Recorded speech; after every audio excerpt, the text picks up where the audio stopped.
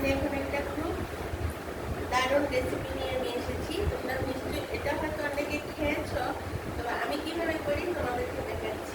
ধনেপাতা বাটা গরম ভাতে মানে একদম অসাধারণ লাগে খেতে।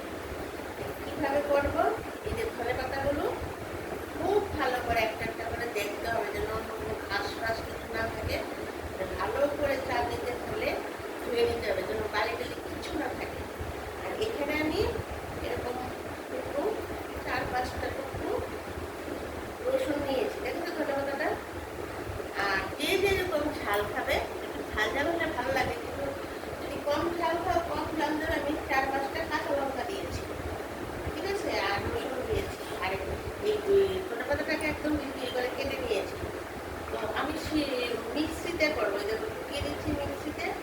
তোমরা যদি কেউ শিলনোড়াতে করো খুবই ভালো, শিলনোড়াতে করলে তো শিলনোড়ার টেস্ট আলাদা আসে। তো মিক্সিতে করবো। তো এটার মধ্যে অল্প একটু লবণ দিই, হ্যাঁ। তো পরে তোমাদেরকে আমি দেখাচ্ছি মিক্সিতে পেস্টটা 1 মিনিটে করে নিয়ে আসছি। দেখে তারপর দেখাচ্ছি।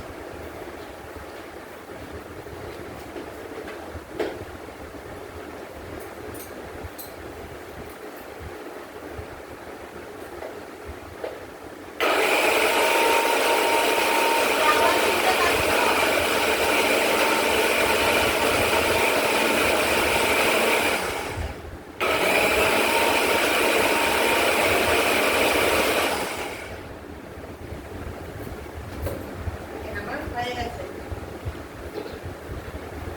1 মিনিটে। একবার একবার করে দুবার দিয়েছি। 1 মিনিটে আমার মিক্সিতে দেখো হয়ে গেছে। আর শিলনোড়াতে করলে তো 40টা মিনিট, শিলনোড়াতে করলে তো খুবই ভালো।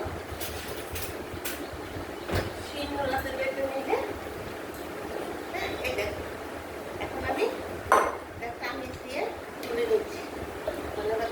2 মিনিটে হয়ে যাবে তোমাদের। আর এটা গরম গরম ভাতের সঙ্গে খেতে কি লাগে।